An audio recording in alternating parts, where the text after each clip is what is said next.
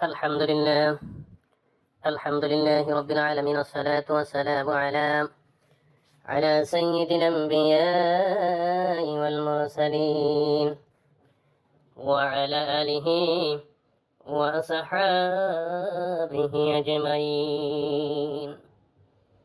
বন্ধুরাই আমার, ভাইরাই আমার, পৃথিবীর বুকে আল্লাহ রাব্বুল আলামিন যত মানব কুল পাঠিয়েছেন, নবী আলাইহিস সালাতু ওয়াস সালামের পরে যাদের অবস্থান, নবী করিম সাল্লাল্লাহু আলাইহি ওয়াসাল্লামের যুগের সাহাবায়ে কেরাম, যাদের অনেককে আল্লাহ রাব্বুল আলামিন দুনিয়ায় বসে জান্নাতের সার্টিফিকেট দিয়েছেন।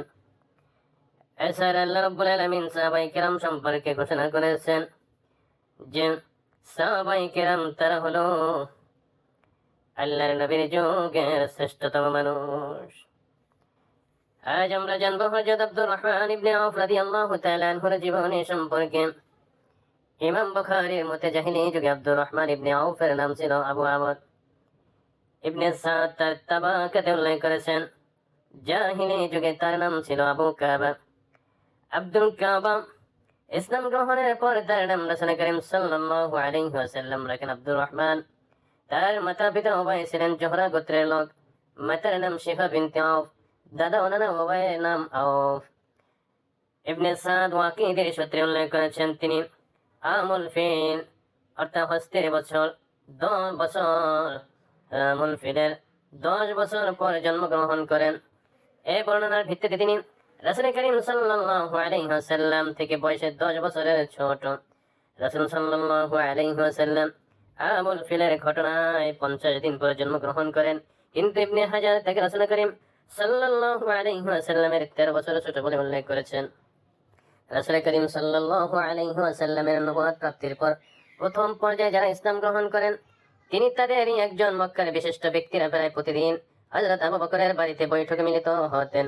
আব্দুর রহমানও ছিলেন এই বৈঠকের একজন নিয়মিত সদস্য। আবু বকরের সাথে ছিল তার গভীর বন্ধুত্ব। আবু বকরের দাওয়াতে তিনি ইসলাম গ্রহণ করেন। আবু বকরের বাড়ির বৈঠকে নিয়মিত 5 জন সদস্যের নাম ইতিহাসে পাওয়া যায়, যেমন ওসমান, সাদ, তালহা, জুবাইর এবং আব্দুর রহমান। তাদের সকলে আবু বকর রাদিয়াল্লাহু তাআলা আনহুর দাওয়াতে প্রথম পর্বে ইসলাম গ্রহণ করেন এবং ইসলামের জন্য অপরিসীম ত্যাগের বিনিময়ে দুনিয়াতে জান্নাতের সুসংবাদ লাভ করেন। নবুয়তের 5ম বছর রজব মাসে যে 11 জন পুরুষ ও 4 জন নারীর প্রথম কাফেলাটি মক্কা থেকে হাবশায় হিজরত করে, তাদের মধ্যে আব্দুর রহমানও ছিলেন। আবার রাসূল করিম সাল্লাল্লাহু আলাইহি ওয়াসাল্লাম মদিনায় হিজরতের পর তিনিও মদিনায় হিজরত করেন। যারা হাবশা ও মদিনা দুই স্থানে হিজরত করেছিলেন তাদেরকে বলা হয় সাহিবুল হিজরাতাইন। মদিনায় তিনি হযরত সাদ ইবনে রাবি বলে আল খাজরাজের গৃহে আশ্রয় নেন এবং তার সাথে রাসূল করিম সাল্লাল্লাহু আলাইহি ওয়াসাল্লাম ভ্রাতৃত্বের সম্পর্ক স্থাপন করে দেন।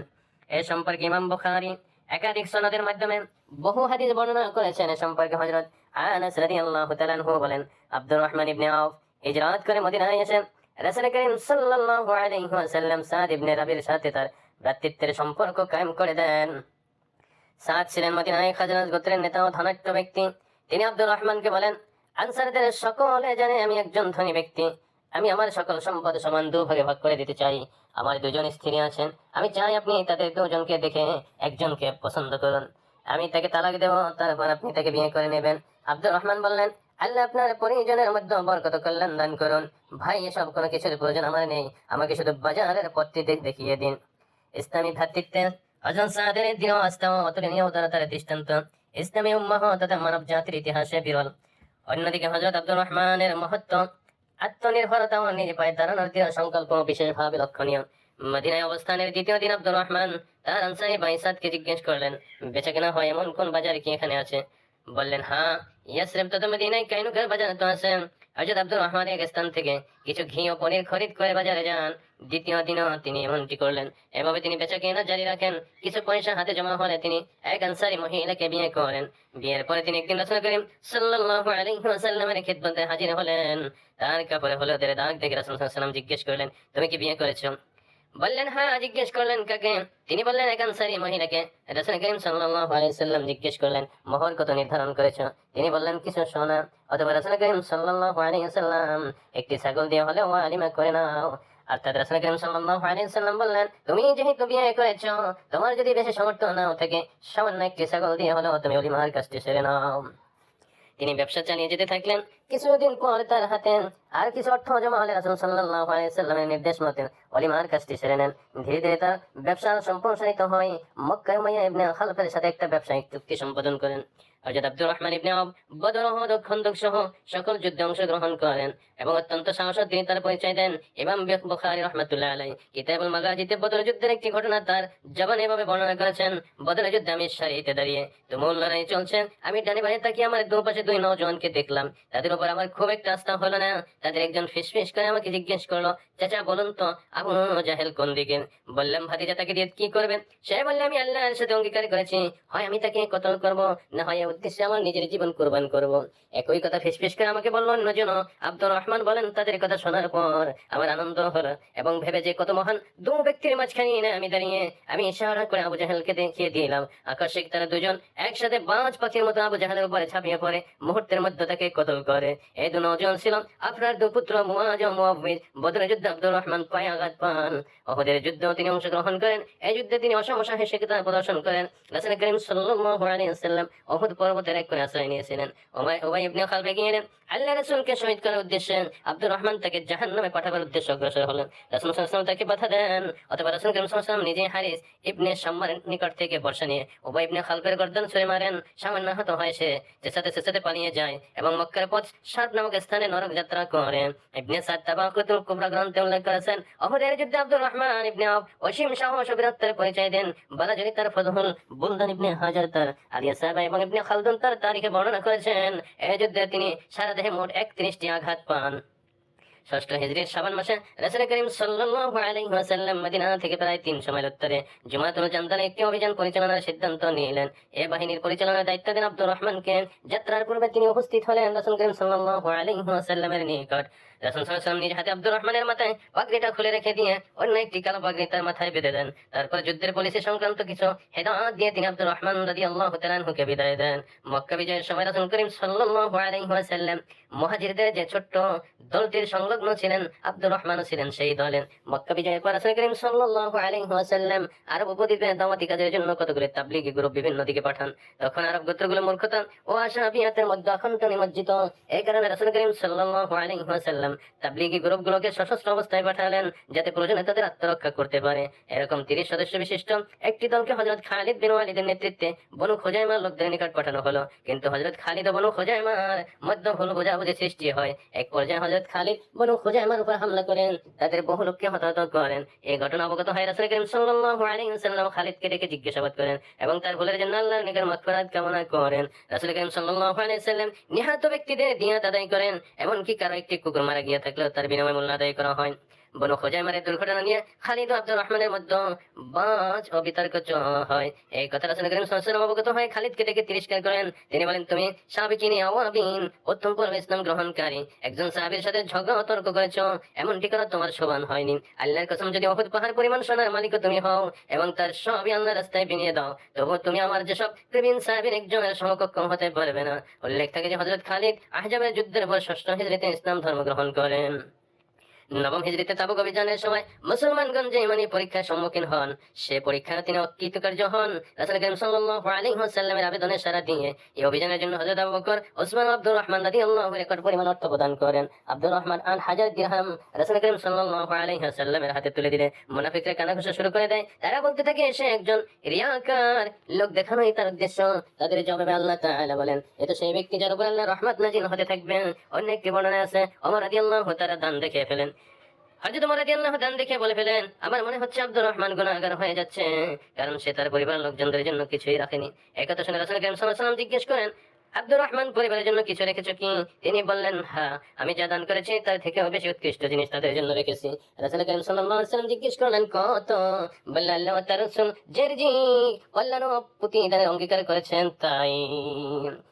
তাবুক অভিযানকালীন একদিন ফজর নামাজের সময় রাসূল করিম সাল্লাল্লাহু আলাইহি ওয়াসাল্লাম পাখিতে ডাকে সাড়া দিতে বাইরে যান। ফিরতে একটু দেরি হয়। এদিকে নামাজের সময় হয়ে যায়। তখন সমবেত মুসল্লিদের অনুরোধে আব্দুর রহমান ইমাম হিসেবে নামাজে দাঁড়িয়ে যান। এদিকে রাসূল সাল্লাল্লাহু আলাইহি ওয়াসাল্লাম ফিরে এলেন এবং এক রাকাত তখন শেষ। আব্দুর রহমান রাসূল সাল্লাল্লাহু আলাইহি ওয়াসাল্লামের উপস্থিতি অনুভব করে পিছনের দিকে সরে আসার চেষ্টা করেন। রাসূল সাল্লাল্লাহু আলাইহি ওয়াসাল্লাম তাকে নিজের স্থানে থাকার জন্য হাত ইশারা করেন। অতঃপর অবশিষ্ট দ্বিতীয় রাকাতটিও তিনি শেষ করেন এবং রাসূল সাল্লাল্লাহু আলাইহি ওয়াসাল্লাম তার পিছনে ইক্তেদা করেন। ইমাম মুসলিম ও আবু দাউদ তাদের সহিহ গ্রন্থদ্বয়ে সম্পর্কিত সম্পর্কিত হাদিসটি বর্ণনা করেছেন। প্রথম খলিফা হযরত আবু বকর রাদিয়াল্লাহু তাআলা আনহু অন্তিম রোগ সজ্জায়, জীবনের আশা আর নেই। তারপর খলিফা কে হবেন সে সম্পর্কে চিন্তাশীল বিশিষ্ট ব্যক্তিদের ডেকে পরামর্শ করলেন। হযরত আব্দুর রহমান তাদের পরামর্শ করেন এবং হযরত উমরের কিছু গুণাবলী তুলে ধরে পরবর্তী খলিফা হিসেবে তার নামটি তিনি প্রস্তাব করেন। আব্দুর রহমান ধৈর্য সহকারে খলিফার কথা শোনার পর বললেন, আপনি ঠিকই বলেছেন, তার যোগ্যতা সম্পর্কে কোনো সন্দেহ নেই, তবে স্বভাবগতভাবে তিনি একটু কঠোর। হযরত আবু বকর রাদিয়াল্লাহুর খেলাফতকালে 8 জন বিশিষ্ট সাহাবীকে ফতোয়া ও বিচারের দায়িত্ব প্রদানের সাথে সাথে অন্য সকলকে ফতোয়া দান থেকে বিরত থাকার নির্দেশ দেওয়া হয়। আব্দুর রহমান ছিলেন এই 8 জনের একজন। হযরত উমর রাদিয়াল্লাহু তার খেলাফতকালে জ্ঞান ও বিচক্ষণতা অধিকারী সাহাবীদের ছাড়া অন্য সকলকে বিচারের কাছ থেকে বিরত রাখেন। এমনকি যে আব্দুল্লাহ ইবনে মাসউদ, তিনি খাজিনাতুল ইসলাম ইলমের ভান্ডার বলে অভিহিত করতেন, তিনিও যখন পূর্ব অনুমতি ছাড়া ফতোয়া দিতে শুরু করেন তাকে বিরত থাকার নির্দেশ দেওয়া হয়। জ্ঞানের যে শাখায় তিনি বিশেষজ্ঞ ছিলেন, হযরত উমর রাদিয়াল্লাহু তাকে কেবল সে বিষয়ে মতামত প্রকাশের অনুমতি প্রদান করেন। এ সম্পর্কে সিরিয়া সফরকালে জাবিয়া নামক স্থানে এক বক্তৃতায় বলেন, যারা কোরআন বুঝতে চায় তারা উবাই বিন কাব, যারা ফারাজের সম্পর্কে জানতে চায় তারা যায়েদ বিন সাবিত, এবং যারা ফিকহ সংক্রান্ত বিষয়ে অবগত হতে চায় তারা মুআজ বিন জাবাল ও আব্দুর রহমান বিন আওফের সাথে যেন সম্পর্ক গড়ে তোলে। সুবহানাল্লাহ। খলিফা হযরত উমর রাদিয়াল্লাহু তাআলা আনহু হযরত আব্দুর রহমানকে বিশেষ উপদেষ্টার মর্যাদা দেন। রাতে তিনি যখন ঘুরে ঘুরে নগরের মানুষের অবস্থা সম্পর্কে খোঁজ খবর নিতেন, অনেক সময় সঙ্গে নিতেন হযরত আব্দুর রহমানকে এবং নানা বিষয়ে তার সাথে পরামর্শ করতেন। একদিন রাতে খলিফা উমর রাদিয়াল্লাহু তাআলা আনহু বের হলেন আব্দুর রহমানকে সঙ্গে নিয়ে নগর পরিভ্রমণে। দূর থেকে তারা লক্ষ্য করলেন একটি বাড়িতে আলোর কাছে গিয়ে দেখলেন বাড়ির দরজা জানালা সব বন্ধ, কিন্তু ভিতরে থেকে কিছু লোকের উচ্চ কণ্ঠ ভেসে আসছে। খলিফা উমর আব্দুর রহমানকে জিজ্ঞেস করেন, আপনি ভিতরে থেকে আসা আওয়াজ শুনতে পাচ্ছেন কি? তিনি জবাব দিলেন, জি হ্যাঁ, শুনতে পাচ্ছি। কি বলছে তা কি বুঝতে পারছেন? সমবেত কণ্ঠের আওয়াজ, কেবল সরগোল শোনা যাচ্ছে, কি বলছে তা বোঝা যাচ্ছে না। আপনি কি জানেন বাড়িটি কার? বাড়িটা তো রাবিয়া ইবনে উমাইয়ার। ওমর বলেন, সম্ভবত তারা মদ পান করে মাতলামি করেছে। আপনার কি মনে হয়? আল্লাহ আমাদেরকে গুপ্তচর বৃত্তি থেকে নিষেধ করেছেন। তিনি বলেছেন, ওয়ালা তাজাসসু, গুপ্তচর বৃত্তি করো না, এবং ওয়ালা তাখফু মা লাইসা লাকা বিহি ইলম, যে বিষয়ে তোমার জ্ঞান নেই তার অনুসরণ করো না। এই কথা শুনে ওমর রাদিয়াল্লাহু বললেন, আপনি ঠিকই বলেছেন, এবং যথা সময় স্মরণ করে দিয়েছেন। এই বলে তিনি আব্দুর রহমানকে সঙ্গে নিয়ে সামনে অগ্রসর হন। হযরত আব্দুর রহমান ক্ষেত্রে যে আয়াত দুটি আমিরুল মুমিনিনকে স্মরণ করিয়ে দেন তা হচ্ছে মুসলিম সমাজ জীবনে ব্যক্তির বুনিয়াদী অধিকারের প্রাণ স্বরূপ। 16 হিজরি সনে ইরাক বিজয়ের ফলে ইরাকে কিসরা শাহের পতন হয় এবং এর মুখে যুদ্ধের পর সিরিয়া থেকে রোমের কাইসার সাম্রাজ্য পতন ঘটে। খলিফা জিজিয়া ও খারাজ নির্ধারণের ব্যাপারে উদ্যোগী হন, কিন্তু এ ব্যাপারে তিনি সেনাপতি খালিদ বিন ওয়ালিদ, বিল্লাল ও আব্দুর রহমানের প্রবল প্রতিবাদের সম্মুখীন হন। অবশেষে মজলিসে শুরার ক্রমাগত বৈঠকে দীর্ঘ আলোচনার পর খলিফার মতামত গৃহীত হয়। খলিফা হযরত ওমর রাদিয়াল্লাহু তাআলা আনহু সাহাবীদের ভাতা নির্ধারণের ইচ্ছা করলেন। এই ইচ্ছা তিনি ব্যক্ত করলেন হযরত আব্দুর রহমানের নিকট। তিনি পরামর্শ দিলেন কুষ্টিবিদ্যায় পারদর্শী 3 ব্যক্তির খাজামা ইবনে নওফিল, খায়বার ইবনে মাতআম এবং আকিল ইবনে আবু তালিবের উপর একটি তারিখে প্রণয়নের দায়িত্ব অর্পণের জন্য তার পরামর্শ অনুযায়ী খলিফা তাদেরকে দায়িত্ব প্রদান করলেন। তারা তালিকা প্রণয়ন করে খলিফার নিকট পেশ করলে আমিরুল মুমিনিন আব্দুর রহমান দুজনই তা পরীক্ষা করেন। হযরত ওমর রাদিয়াল্লাহু দেখার পর বলেন, বর্তমান তালিকার ক্রমধারা পরিবর্তন করে আমার নিজের ও আমার গোত্রীয় অন্য লোকদের নাম রাসূল সাল্লাল্লাহু আলাইহি ওয়াসাল্লামের সাথে বংশগত সম্পর্ক দিক দিয়ে যখন আসবে তখন লিখবে। হযরত আলী ও হযরত আব্দুর রহমান আপত্তি করে বললেন, আপনি আমিরুল মুমিনিন, তালিকার সূচনা আপনার নাম দিয়ে হওয়া উচিত। তিনি বললেন, না, রাসূল সাল্লাল্লাহু আলাইহি ওয়াসাল্লামের চাচা আব্বাস রাদিয়াল্লাহু থেকে শুরু করে তারপর আলী রাদিয়াল্লাহুর নামটি লেখো। ভাতার পরিমাণ তিনি আব্দুর রহমানের সাথে পরামর্শ করে নির্ধারণ করেন। তারপর তা মজলিসে শুরায় পেশ করেন। আজ ওয়াজে মুতাহহারা তথা রাসূল সাল্লাল্লাহু আলাইহি ওয়াসাল্লামের সহধর্মীগণ বেশ আগের থেকে হজ পালনের ইচ্ছা পোষণ করেছিলেন। 23 হিজরি সনে খলিফা ওমর তাদের হজ আদায়ের ব্যবস্থা চূড়ান্ত করেন। তিনি নিজেও তাদের সফর সঙ্গী হন। তাদের সফর ব্যবস্থার যাবতীয় দায়িত্ব আব্দুর রহমান ও হযরত ওসমান রাদিয়াল্লাহু উপর অর্পণ করেন। সফরের সময় আব্দুর রহমান কাফিলার আগে এবং ওসমান পিছনে সশস্ত্র অবস্থায় পাহারা দিয়ে চলতেন। কোনো ব্যক্তিকে তাদের উটের কাছে ঘেঁষতে দিতেন না। তারা যদি কোথাও অবস্থান করতেন, এরা দুজন তাঁবুর প্রহারায় নিয়োজিত থাকতেন। হযরত ওমর রাদিয়াল্লাহু তাআলা খেলাফতের প্রথম বছর আব্দুর রহমানকে আমিরে হজ নিয়োগ করে মক্কায় পাঠান, আর তার সাথে পাঠানো নিজের পক্ষ থেকে কুরবানির একটি পশু। বছর বিশ্ব মুসলিম তার নেতৃত্বে হজ আদায় করেন।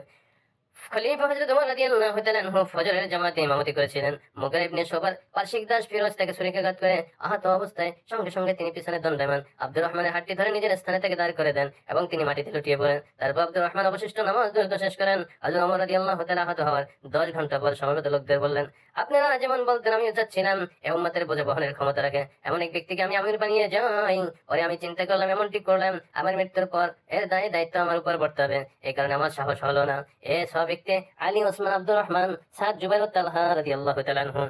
আল্লাহর রাসূল সাল্লাল্লাহু আলাইহি ওয়াসাল্লাম তাদেরকে জান্নাতি হওয়ার সুসংবাদ দিয়েছেন। তাদের কোন একজন আপনারা আমি নির্বাচন করে নেবেন। এছাড়া ছয়জন ছাড়া আমার পুত্র আব্দুল্লাহ আছে, তবে খেলাফতের সাথে তার কোনো সম্পর্ক থাকবে না। উল্লেখিত 6 ব্যক্তি যদি খলিফা নির্বাচনের ব্যাপারে 3 জন করে সমান 2 দলে বিভক্ত হয়ে যায়, সেক্ষেত্রে আব্দুল্লাহ যে দলকে সমর্থন করবেন সে দল থেকে খলিফা হবে। কিন্তু আব্দুল্লাহর মতামত যদি সর্বসাধারণের নিকট গৃহীত না হয়, তাহলে আব্দুর রহমান যে দলে থাকবেন তাদের মধ্যে গ্রহণযোগ্য হবে। আর যদি উমরের এই পরামর্শের মধ্যে আব্দুর রহমান সম্পর্কে তার ধারণা স্পষ্ট হয়ে ওঠে, আর যদি উমর রাদিয়াল্লাহু ইন্তেকাল করলেন, আব্দুর রহমান খলিফা হতে রাজি ছিলেন না। এদিকে হযরত তালহা ও তখন মদিনায় ছিলেন। অবশিষ্ট 4 ব্যক্তি খলিফা নির্বাচনের পূর্ণ দায়িত্ব আব্দুর রহমানের উপর ন্যস্ত করেন। হযরত আব্দুর রহমানের উপর অর্পিত এই দায়িত্ব তিনি অত্যন্ত নিষ্ঠা ও আমানতদারির সাথে পালন করেন। ক্রমাগত 3 দিন 3 রাত বিভিন্ন স্থানের লোকদের সাথে মত বিনিময় করেন। সংখ্যাগরিষ্ঠ মানুষ হয় হযরত ওসমান এর পক্ষে মত ব্যক্ত করেন। অবশেষে ওমরের নির্ধারিত সময়ে 3 দিন 3 রাত শেষ হওয়ার আগে তিনি মানুষকে ফজরের জামাতে শরীক হওয়ার জন্য আবেদন জানান। নামাজ শেষে তিনি সমবেত জনমণ্ডলীর সামনে খলিফা হিসেবে হযরত ওসমান রাদিয়াল্লাহু আনহুর নামটি ঘোষণা করেন। হযরত ওমরের শরীকাত হওয়ার পর থেকে তার নির্দেশে তৃতীয় খলিফা হিসেবে ওসমান রাদিয়াল্লাহু আনহুর নাম ঘোষিত না হওয়া পর্যন্ত তিনি জামাতের ইমামতি করেন এবং প্রশাসনের দায়িত্ব পালন করেন।